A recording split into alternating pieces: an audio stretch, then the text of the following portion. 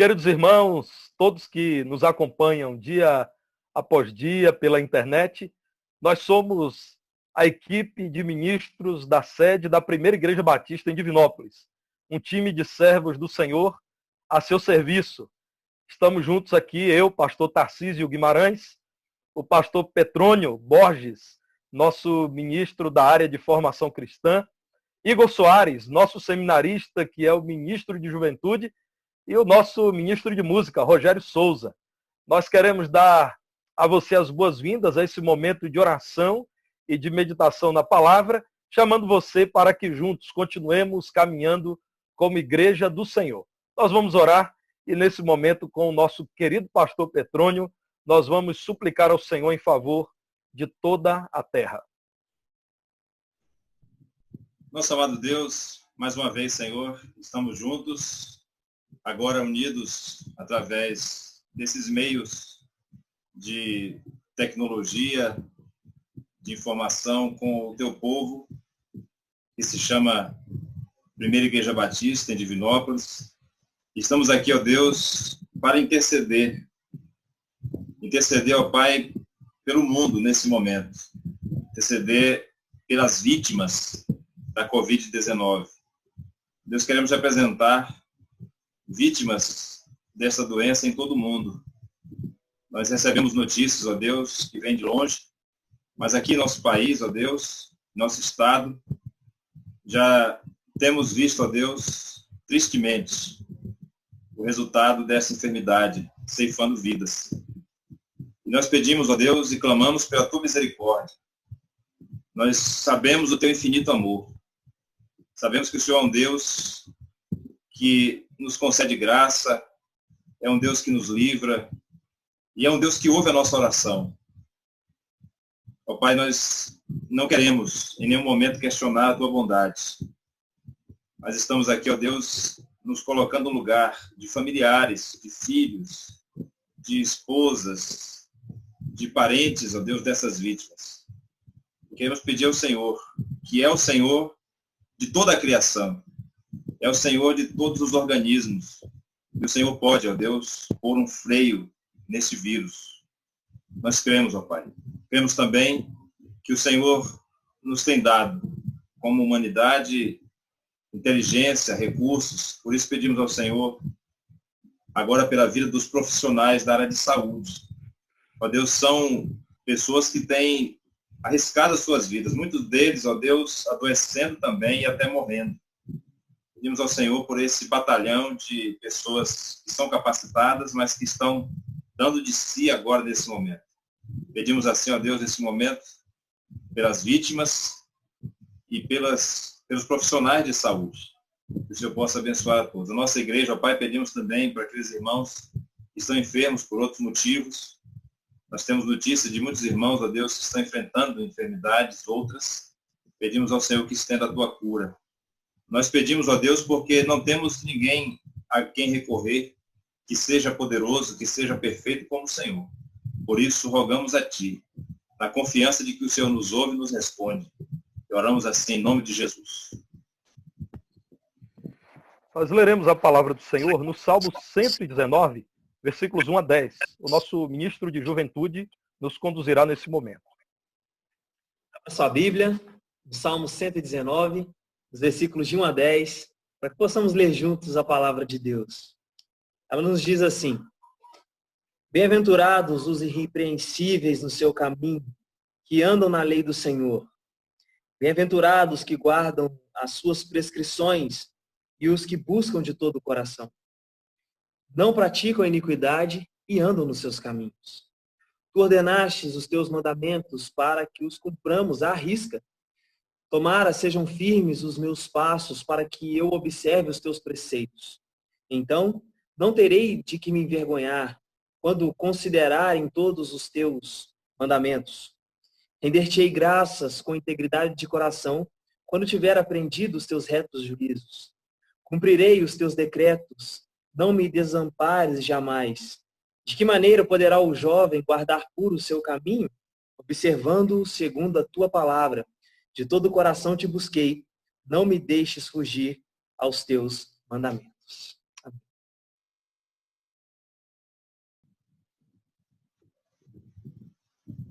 O Salmo 119 é mesmo impressionante.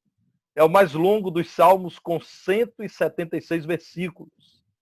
Eu encorajo você a ler o Salmo 119 por completo. Você verá que em cada verso há uma menção à palavra de Deus. Às vezes, sendo chamada de preceitos, às vezes de estatutos, de juízos, mas 173 grandes declarações acerca da eficácia da palavra de Deus na vida do cristão. Eu quero ler desse salmo apenas um versículo, fruto da minha leitura hoje de todo esse salmo, o versículo 18, e quero compartilhar com você aquilo que compreendo desse texto. Salmo 119, versículo 18, diz-nos assim: Desvenda os meus olhos, para que eu contemple as maravilhas da tua lei.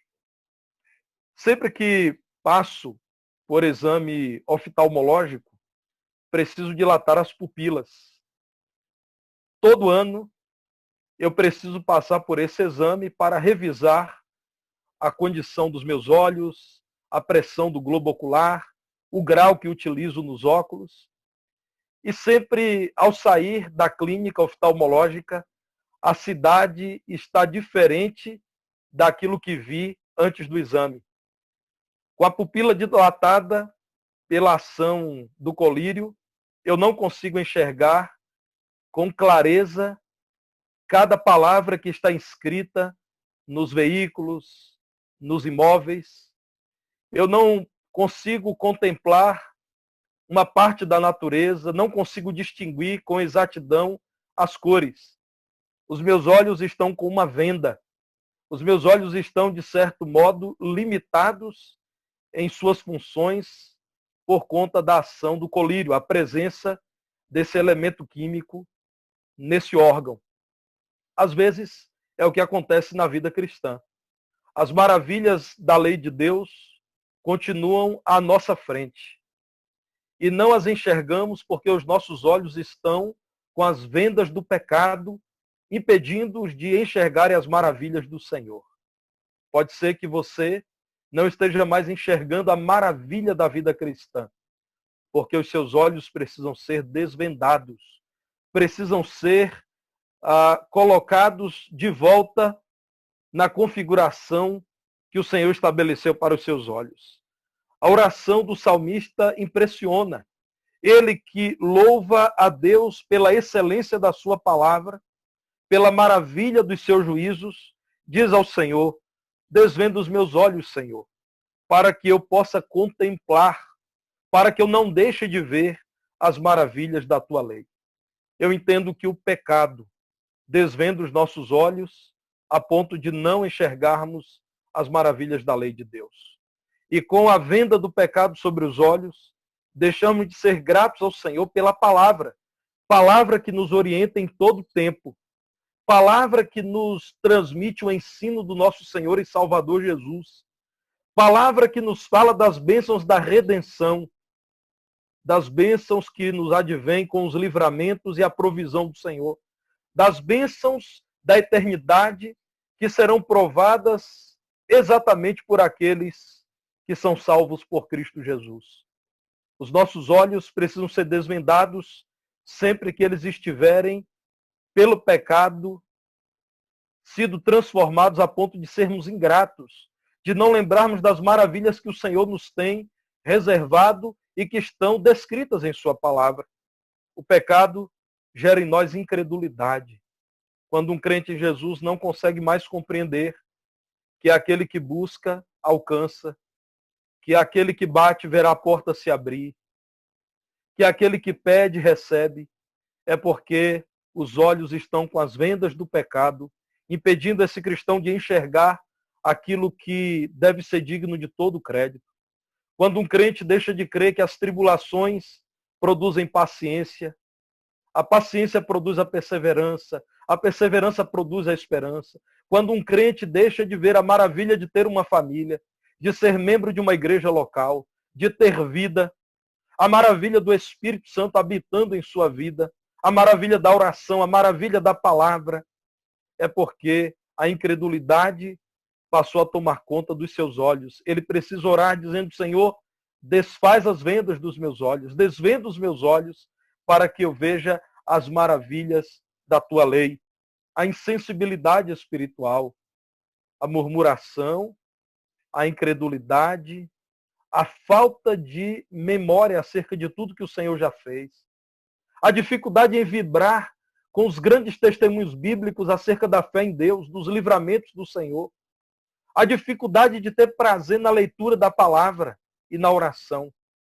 Quando isso acontece, quando a insensibilidade nos toma, devemos orar como o salmista, Senhor, desvenda os meus olhos para que eu contemple as maravilhas da tua lei. E aquilo que está na lei de Deus não nos é pesado. Gosto demais de relembrar ao meu coração, sempre que estou diante de decisões difíceis que implicam renúncia, crítica alheia, rejeição desse mundo porque sou crente em Jesus. Gosto de lembrar da primeira carta de João, capítulo 5, versículo 3, que diz assim, porque este é o amor de Deus, que guardemos os seus mandamentos. Ora, os seus mandamentos não são penosos. Aqui está a nossa demonstração de amor a Deus. Nós o amamos tanto que guardamos a sua lei, que obedecemos os seus mandamentos. E os mandamentos do Senhor não são pesados. São pesados para quem não nasceu de novo. 1 de João 5,4 diz, todo o que é nascido de Deus vence o mundo. E esta é a vitória que vence o mundo, a nossa fé. Quem é o que vence o mundo, senão aquele que crê ser Jesus, o Filho de Deus? Se você não ama a palavra, se você já não crê nas promessas reveladas pelo Senhor em sua palavra, se você já não é mais grato por tudo aquilo que o Senhor faz e que nos é dito pela palavra, se você está insensível porque não consegue mais contemplar as maravilhas da palavra do Senhor, ore a Deus para que Ele desvende os seus olhos. Graças a Deus, assim como o efeito do colírio tem prazo determinado, e eu posso voltar a ver a beleza da cidade e da criação do Senhor, o pecado também tem um efeito temporário na vida daquele que já foi santificado pelo Senhor. Por ele é perdoado, por ele é transformado em nova criatura. Portanto, ore sempre dizendo, Senhor, me ajude a contemplar as maravilhas da tua lei, em especial em tempos de dor, tribulação, dificuldade, que o Senhor mesmo nos ajude nisso. Vamos orar. Obrigado, Senhor, pela tua palavra, meu Deus. Obrigado, Deus, porque o teu Espírito usou o teu servo mais uma vez e por meio da tua palavra nós somos edificados nesse dia. Que a beleza da tua santidade venha sobre nós de maneira que os nossos olhos sejam abertos para que possamos, ó Deus, enxergar com clareza os teus ensinamentos. Obrigado mais uma vez pela tua palavra. Senhor, ainda quero te pedir, meu Deus, pelos nossos irmãos, especificamente por aqueles que são autônomos, aqueles que têm um trabalho informal, que neste momento, ó Deus, por conta de toda essa crise em nosso país, no mundo, estão sofrendo esse impacto maior. Peço a Deus por esses irmãos, que o Senhor tenha misericórdia deles, que o Senhor, Deus, alimente-os na fé e na esperança de que o Senhor conduz a história, de que tem o controle de todas as coisas, e um justo jamais perecerá, nem a sua descendência mendigará o pão. Essa é a certeza que nós temos. Ainda, Pai, quero te pedir por todos os nossos irmãos da Primeira Igreja Batista, assim também, Senhor, como os irmãos das demais igrejas da nossa cidade, por cada pastor, cada líder, que o Senhor continue, Pai, sensibilizando os nossos corações e nos dê, Senhor, o alimento para que possamos compartilhar com os nossos irmãos, para que possamos instruir os nossos irmãos, para a glória do Senhor, no nome de Jesus. Amém. Amém. Vamos continuar em oração em favor do nosso país, do nosso estado e da nossa querida Divinópolis. Você, meu irmão, pode auxiliar os autônomos, aqueles que conquistam o sustento da casa dia a dia com o seu serviço, com o seu produto. Por exemplo, você precisa de uma consulta médica, procure um irmão de nossa igreja que é médico. Você precisa comprar comida, procure um irmão, um membro da nossa igreja que produz alimentos. Você precisa de suporte técnico para o seu computador, procure um membro de nossa igreja que pode prestar esse serviço. Não estou aqui excluindo aqueles que estão fora de nossa igreja e que têm sido alcançados também por nossas orações e por nossas preocupações. Mas é muito fácil encontrar em nossa igreja prestadores de serviço, profissionais autônomos, que realizam consertos, reparos, que produzem aquilo que você precisa.